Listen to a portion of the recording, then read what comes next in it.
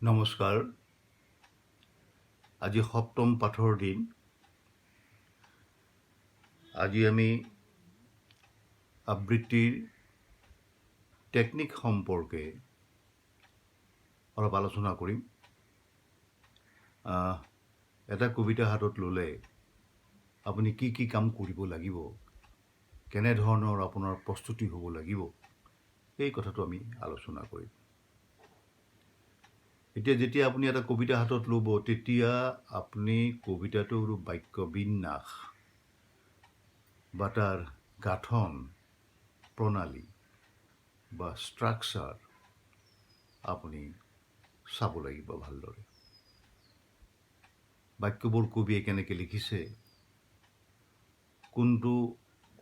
কোন দুটা শব্দ বা কোন তিনিটা শব্দৰ পাছত আপুনি ৰ'ব লাগিব বা ৰ'ব নালাগে, বাক্যটোৱে কোনখিনিত পূৰ্ণতা লাভ কৰিছে, ভাৱৰ পূৰ্ণতা লাভ কৰিছে, সেইটো আপুনি গমি পিটি চাব লাগিব। এতিয়া সেইখিনি যদি কাম আপোনাৰ প্ৰথমতে হৈ যায়, তেনেহ'লে আপুনি আহিব লাগিব উচ্চাৰণৰ পৰ্যায়লৈ। উচ্চাৰণ সম্পৰ্কে মই আগৰ পাঠবিলাকত কৈ থৈছোঁ, গতিকে ইয়াত মই আৰু বহলাই কোৱাৰ কোনো প্ৰয়োজন নাই। উচ্চাৰণৰ কামখিনি যেতিয়া আপুনি সঠিক কৰি ল'ব, তেতিয়া আহিল আপোনাৰ কণ্ঠস্বৰটো। কণ্ঠস্বৰ আপুনি তৈয়াৰ কৰিব লাগিব। আপোনাৰ স্বৰগ্ৰাম উদাৰালৈ আহিব লাগিব, মুদাৰালৈ আহিব লাগিব, তাৰালৈ যাব লাগিব। গতিকে কণ্ঠস্বৰটো আপুনি ঠিক ঠাক কৰি ল'ব লাগিব। তাৰপিছত আহিব আপোনাৰ উদাৰা, মুদাৰা আৰু তাৰা। যদি আপুনি অধ্যয়ন কৰিব খোজে, তেনেহ'লে আপোনালোকে হাৰমনিয়াম এটা লৈ তাত চাৰে গাবা পাধা নিচা তুলি পেলাই স্কেলবিলাক কণ্ঠস্বৰত তুলিব আৰু আপুনি অভ্যাস কৰিব, অলপ লাগিব। তাৰপিছত আহিল আপোনাৰ, মোৰ বৰ্ডখনত অলপ লিখা আছে, কথাবিলাক অলপ লিখা আছে, চাই ল'ব পাৰে। এতিয়া কণ্ঠস্বৰ যদি আপুনি ঠিক কৰিব নোৱাৰে, তেনেহ'লে আপোনাৰ কবিতা সুন্দৰ নহ'ব, আবৃত্তি সুন্দৰ নহ'ব। আৰু এইটো একেদিনাই হোৱা বস্তু নহয়। দীঘলীয়া অনুশীলন লাগিব, দীঘলীয়া অভ্যাস কৰিব লাগিব। আপুনি আজি চাৰেগামা পাধা নিচা কণ্ঠত তুলিলে হাৰমনিয়ামৰ লগত, কালিয়েই আপোনাৰ সম্পূৰ্ণ হ'ব বুলি আপুনি নধৰিব। কিন্তু সম্পূৰ্ণ কৰিবলৈ এটা দীঘলীয়া অভ্যাস কৰিব লাগিব। আৰু এই কণ্ঠস্বৰ ঠিক কৰিবলৈ আপুনি অলপ আসনৰ আশ্ৰয় ল'ব লাগিব। আসনৰ আশ্ৰয় বুলি ক'লে আপুনি প্ৰাণায়াম কৰিব লাগিব। প্ৰাণায়াম মূল আসন। তাৰপিছত কণ্ঠস্বৰৰ দৈৰ্ঘ্যতা বঢ়াব লাগিব। তাৰ ধ্বনি দীঘল কৰিব লাগিব। সেইবিলাক কৰিব যাওঁতে আপুনি ভ্ৰমৰি প্ৰাণায়াম বুলি এটা প্ৰাণায়াম আছে, সেইটো কৰিব লাগিব। তাৰ পাছত ওম কৰিব লাগিব। ওমত কণ্ঠস্বৰৰ আমি যদি কওঁ বিস্তৃতি, সেইটো বাঢ়ি যাব, মাত নেভাঙে। গতিকে এই আসনবিলাক কৰিলে তাৰ ফলাফল আপুনি এই ধৰণে পাব। আৰু তাৰপিছত ধৰক আহিল আপোনাৰ বিৰতি। বিৰতিটো হৈছে কোনো বাক্য যদি সম্পূৰ্ণ হয় কবিতাৰ, তাত অলপ সময় ৰ'ব লগা হ'ব পাৰে। আৰু কেতিয়াবা ভাৱ প্ৰকট কৰিবলৈ তাৰ আগত বিৰতিৰ প্ৰয়োজন হ'ব পাৰে। গতিকে যথাস্থানত যথাসময়ত বিৰতিটো ব্যৱহাৰ কৰিব লাগিব। যদি আপোনাৰ ভুল হৈ যায় তেনেহ'লে অৰ্থৰ বিকৃত হ'ব পাৰে। আৰু বিৰতি মানে হৈছে চাইলেঞ্চ। সেইখিনি সময়ত আপোনাৰ কণ্ঠস্বৰ প্ৰয়োগ নহয়। আৰু সেই যে চাইলেঞ্চ, সেই যে নীৰৱতা, এই নীৰৱতাৰো এটা ভাষা আছে। সি বহুত কথা ক'ব পাৰে কবিতাটোৰ, যিটো আপুনি মুখেৰে কোৱা নাই।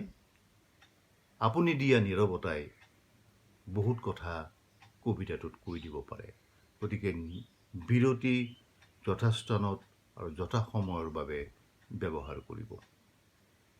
দ্বিতীয়তে আহিল আপোনাৰ কম্পন। কম্পন মানে কণ্ঠস্বৰত কম্পন তোলা। আৰু কম্পনটো হৈছে সংগীত শাস্ত্ৰ মতে গমক। তো সংগীত ৰত্নাকৰ গ্ৰন্থত গমকৰ সংজ্ঞা কেনেদৰে দি আছে জানেনে? তাত কৈছে যে স্বৰস্য কম্পু গমকঃ শ্ৰোতৃচিত্ত সুখাবহ। তাৰ অৰ্থটো হৈছে যে শ্ৰোতৃচিত্ত ৰঞ্জনকাৰী স্বৰকম্পনে হ'ল গমক। এই গমক একৰ পৰা কমেও 4টা দোলন তৈয়াৰ কৰিব পাৰে এই গমকে, বা সেইটো মিশ্ৰ দোলন হৈ থাকিবও পাৰে। সেইটো সংগীতত, কিন্তু আবৃত্তিত 4টা দোলনৰ প্ৰয়োজন কম আছে। 2টা দোলনেই বহুত সময়ত যথেষ্ট, বা 3টা দোলনেই বহুত সময়ত যথেষ্ট। আৰু দোলন বা কম্পন বা গমক আপুনি যদি বেছি দিবলৈ চেষ্টা কৰে তেনেহ'লে কবিতাটোৰ অৰ্থৰ বিকৃতি ঘটিব, শুনিবলৈ বেয়া হ'ব। সেইটো সদায় মনত ৰাখিব। তাৰপিছত এটা আহিল আপোনাৰ মীৰ। সংগীতত মীৰ বুলি কোৱা হয়, কবিতাটো সেইটো ব্যৱহাৰ হয়। মীৰ হৈছে মডুলেশ্যন। আপুনি এটা স্বৰৰ পৰা ওপৰৰ স্বৰলৈ যাব, সুন্দৰভাৱে নামি আহিবও পাৰে। এই যে যোৱা পৰিক্ৰমাটো, এই পৰিক্ৰমাটোকেই মীৰ বুলি কোৱা হয়। আৰু কেইবাটাও স্কেল বা স্বৰগ্ৰাম আপুনি তৈয়াৰ কৰি ওপৰলৈ গৈছে, নামি আহিছে, ওপৰলৈ গৈছে।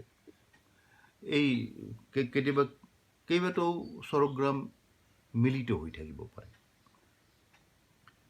গতিকে মীৰ ব্যৱহাৰ কৰাৰ সময়ত আপুনি কণ্ঠস্বৰ সম্পূৰ্ণ প্ৰস্তুত কৰি ৰাখিব লাগিব, আৰু কণ্ঠস্বৰৰ চৰ্চা কৰিব লাগিব, নহ'লে মীৰ তৈয়াৰ কৰিব নোৱাৰিব।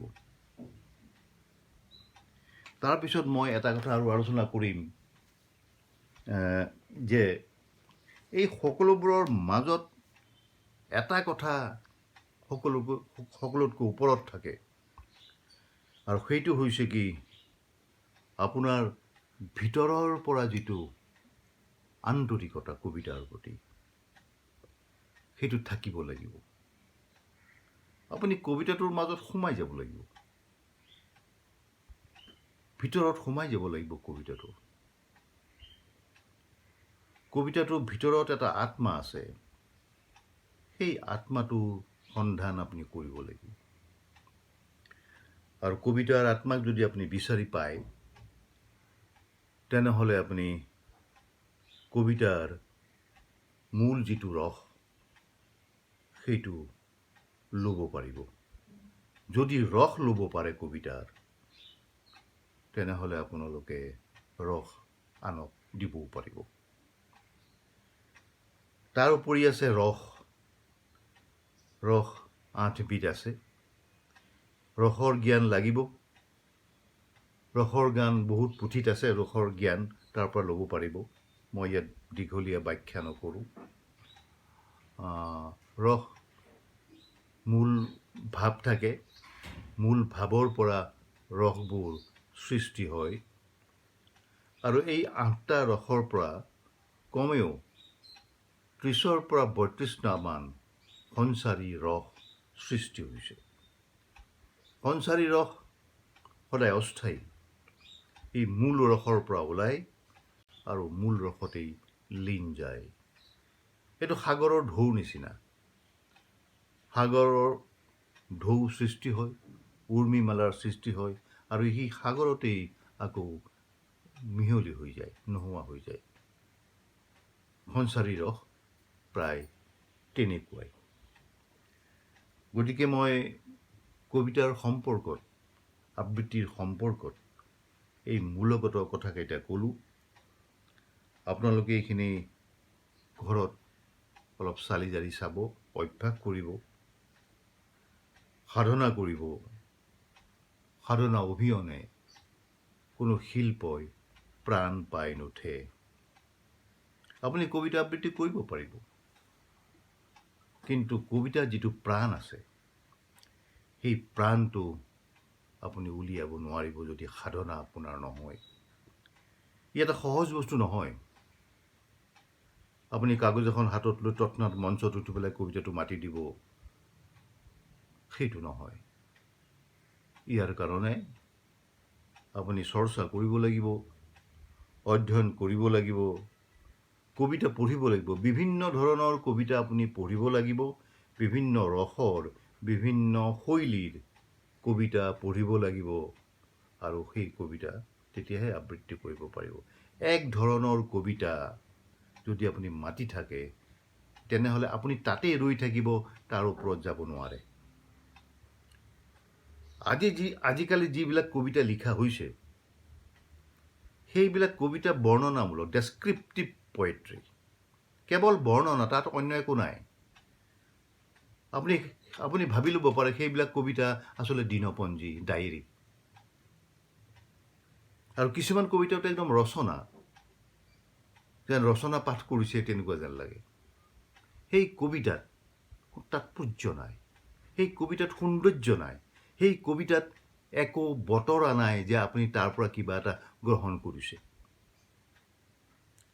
আৰু তেনেকুৱা ধৰণৰ উত্থান পতন নোহোৱা ভাৱৰ যদি কবিতা আপুনি সদায় মাতি থাকে, তেনেহ'লে আপোনাৰ কণ্ঠস্বৰৰ উৎকৰ্ষ সাধন নহ'ব, শৈলীৰ উৎকৰ্ষ সাধন নহ'ব।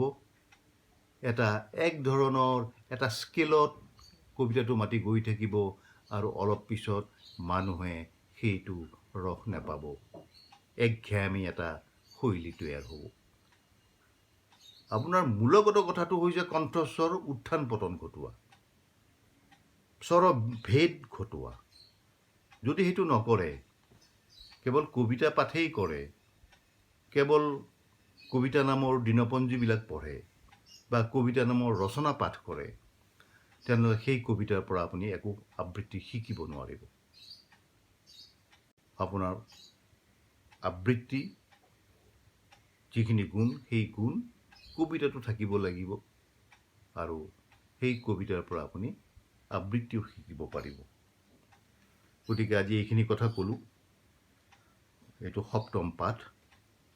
আপোনালোকে অধ্যয়ন কৰিব, আৰু আপোনালোকে, মই ভাবোঁ যে মই যিকেইটা পাঠ আগবঢ়ালোঁ, সেইকেইটা পাঠত আপোনালোক নিশ্চয় অলপ নহয় অলপ উপকৃত হৈছে।